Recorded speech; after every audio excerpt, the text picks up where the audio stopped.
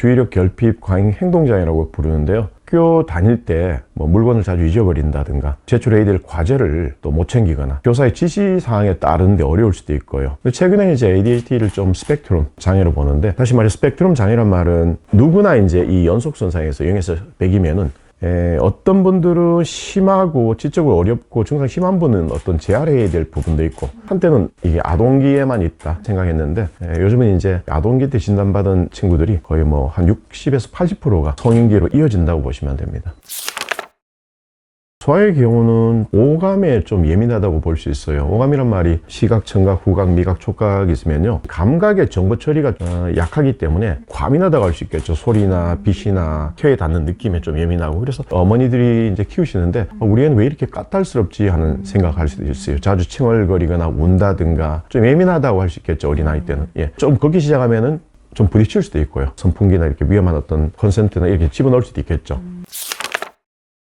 저학년 학생들이 이제 교사분들이 가장 힘들어요. 수업 시간에 착석하지 않고 이제 돌아다니고 친구들하고 옆에 아이들 장난치고 건드리고, 중학생 되면 이제 부모님하고 초등학교 때 갈등이 심해서 성격이 좀 강한 아이들은 가출을 하는 경우도 있고요. 또래들하고 비행을 하는 경우도 있고, 주먹다짐하는 경우도 자주 발생하고, 권위자인 교사분들에게 반항을 하는 거죠. 뭐 욕설이나 위협적인 행동도 할 수도 있고요. 상대적으로 고등학생 되면 조금 이제 좀 차분해지는데, 성격이 유순한 친구들은 더 우울 불안으로 가고요. 성격이 좀 강한 친구들은 액팅아웃이라고 해서 친구 괴롭히거나 도중에 이제 자퇴하거나 비행, 절도, 강한 폭력으로 이어질 수도 있고, 교정시설로 가는 경우도 있고요. 정확한 원인은 전 세계적으로 뭐 연구자들 몰라요. 그냥 가장 설득력 있는 이제 우리가 원인으로 유전이라고 보고 있어요. 일란 쌍둥이 같은 경우 85%, 90% 이상이었던 한쪽에 ADHD면 다른 쪽에 형제 자매도 ADHD 될 수도 있고, 부모가 또 ADHD 한 분 있으면 자녀들의 또 50% 이상이 또 ADHD일 수도 있고요. 미취학 아동 같은 경우는 행동 수정 기술을 많이 강조하고 ADHD에 대한 이해가 중요하고, 굳이 약물보다는 뭐 부모 교육이나 행동 수정을 쓰고, 특히 초등학생들은 부모님들이 이제 약물 사용에 대해서 많이 불편해하는 건 사실이고요. 저는 개인적으로 이제 지인분들이 약물에 대해서 이제 얘기할 때 초등학생 아이가 이제 수업 시간에 너무 이제 집중 못하고 풀은 문제를 또 틀리고, 집에 와서 어머니한테 야단 맞고, 학교 가서도 이제 충분히 풀 수 있는 문제를 충동적으로 해서 풀지 못하고, 아이가 성격이 좀 이렇게 외향적이고 에너지가 많은 경우는 또 따돌림 당하고, 또 친구 생일 때 또 초대받지 못하게 되는 경우도 있고요. 초등학교 때는 공부하고 친구 관계가 이제 여기에서 문제가 생기면 자존감에 큰 손상을 주죠. 그래서 저는 개인적으로 초등학교 학생들은 너무 이제 아이들하고 관계나 학업에 큰 지장을 주는 경우는 쓰는 게 저는 바람직하다고 봅니다.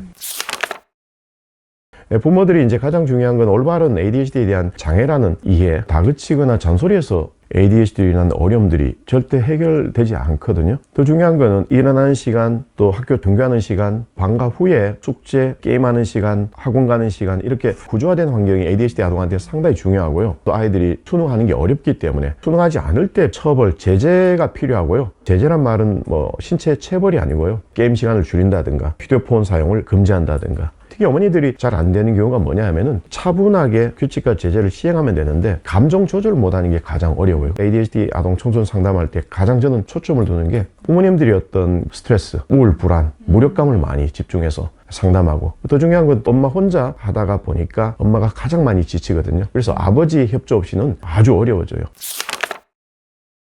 어머니 아버님들이 어디 마트나 어디 나갈 때 엄마 아빠가 기대하는 거, 식당에 가거나 오늘 갈 거야, 그러면 거기서 어떻게 해야 된다, 이런 얘기를 해주시고, 잘 따랐을 때 작은 어떤 보상, 이렇게 따랐을 때 뭐 주겠다. 그런데도 불구하고 이제 아이가 떼를 쓰거나 말 안 듣는 경우가 있잖아요. 통상적으로 자주 쓰는 이제 행동 수정 기술이 타임아웃처럼, 타임아웃이란 말은 그 장소에서 아이를 다른 장소로 데리고 나가는 거죠. 엄마 식당 같으면은 데리고 나서 화장실 앞에서 엄마하고 서 있는다는 것도, 어떤 그 환경에서 아이를 잠시 데리고 나오는 게 상당히 중요한 원리예요. ADHD 분들은 아이 어른 할 거 없이 특정한 상황에서 메모리 되는 현상이 일어나요. 그 구덩이에 빠져서 전후 맥락을 잊어버리고 내가 내키는 대로 드는 충동, 마음대로 이렇게 하고 싶은 마음이 들기 때문에 아이를 데리고 밖으로 나온다든가 아이를 데리고 구석지는 곳으로 데리고 간다는 이 자체가 메시지를 주는 게, 그런 행동은 수용되지 않는다, 이 자체가 쳐버리고, 또 다른 예시로는 운전 중에 아이가 만약에 이렇게 싸우고 떠든다, 그러면 차를 잠시 멈춰서 아이를 데리고 이제 차 밖에 나와서 일시적인 흐름을 좀 끊어주는 게 상당히 중요할 것 같습니다.